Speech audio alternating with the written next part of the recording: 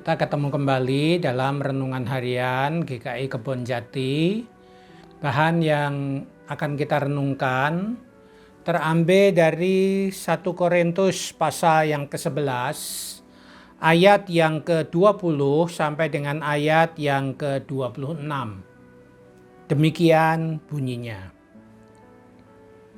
Apabila kamu berkumpul, kamu bukanlah berkumpul untuk makan perjamuan Tuhan. Sebab pada perjamuan itu tiap-tiap orang memakan dahulu makanannya sendiri, sehingga yang seorang lapar dan yang lain mabuk. Apakah kamu tidak mempunyai rumah sendiri untuk makan dan minum? Atau maukah kamu menghinakan jemaat Allah dan memalukan orang-orang yang tidak mempunyai apa-apa? Apakah yang kukatakan kepada kamu? Memuji kamu? Dalam hal ini aku tidak memuji. Sebab apa yang telah kuteruskan kepadamu telah aku terima dari Tuhan, yaitu bahwa Tuhan Yesus pada malam waktu ia diserahkan mengambil roti dan sesudah itu ia mengucap syukur atasnya. Ia memecah-mecahkannya dan berkata, "Inilah tubuhku yang diserahkan bagi kamu. Perbuatlah ini menjadi peringatan akan aku." Demikian juga ia mengambil cawan sesudah makan lalu berkata, "Cawan ini adalah perjanjian baru yang dimeteraikan oleh darahku. Perbuatlah ini setiap kali kamu meminumnya menjadi peringatan akan aku. Sebab setiap kali kamu makan roti ini dan minum cawan ini, kamu memberitakan kematian Tuhan sampai ia datang." Jemaat yang dikasihi oleh Tuhan Yesus Kristus, kita adalah orang-orang yang disebut sebagai pengikut Tuhan. Kita juga biasa disebut sebagai murid-murid Tuhan. Apa arti istilah pengikut atau murid-murid?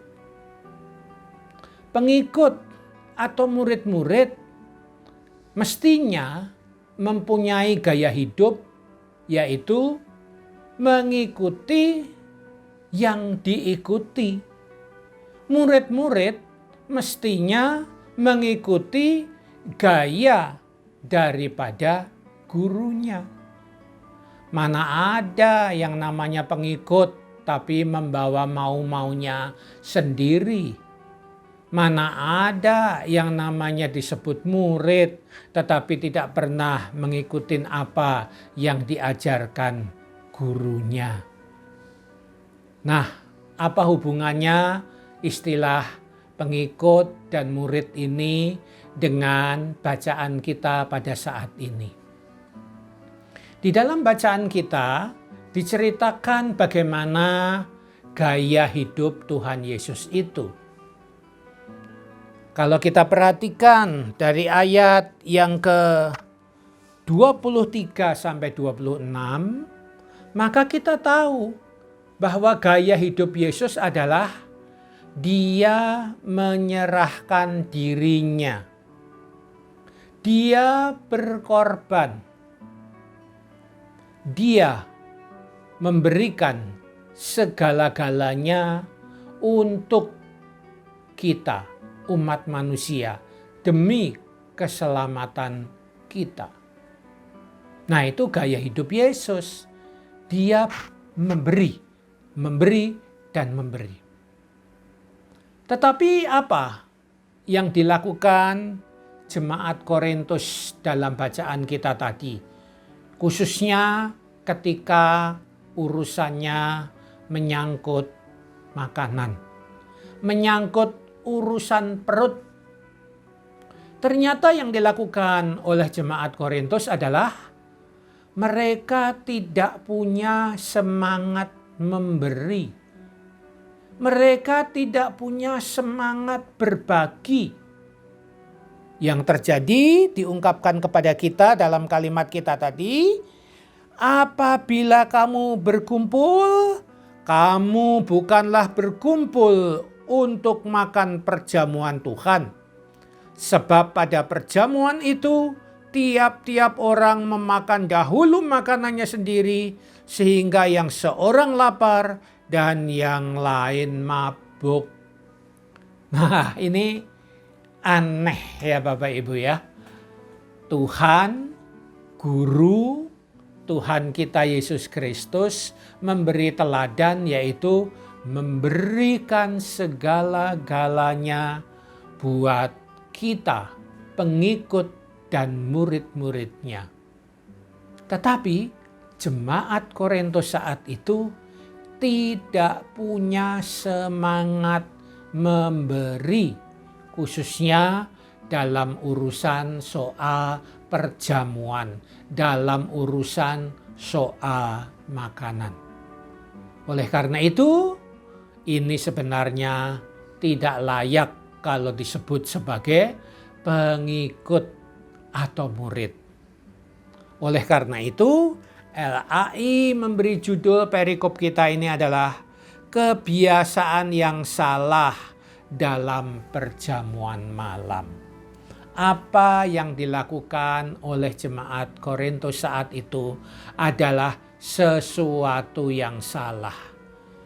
Teladan daripada yang diikuti, teladan dari guru kita Tuhan Yesus Kristus adalah semangat memberi. Tetapi jemaat Korintus tidak punya semangat memberi. Mereka lebih banyak mementingkan isi perut mereka sendiri saja. Nah jemaat, itulah konteks ayat kita. Bagaimana dengan kehidupan kita sehari-hari di tengah dunia saat ini? Kita juga menyebut diri pengikut Tuhan. Kita juga disebut sebagai murid-murid Tuhan. Tetapi betulkah kita meneladani, kita mengikuti apa yang menjadi gaya hidup Tuhan? Tuhan mempunyai gaya hidup memberi, memberi dan memberi, supaya kita memperoleh keselamatan. Apakah kita juga mau untuk senantiasa mempunyai semangat memberi? Ataukah kita menjadi orang yang egois, menjadi orang yang hanya mementingkan diri sendiri, yang hanya mementingkan isi perut kita sendiri? Semoga kita senantiasa menghayati arti kata pengikut atau murid-murid itu. Tuhan memberkati saudara-saudara semuanya. Amin.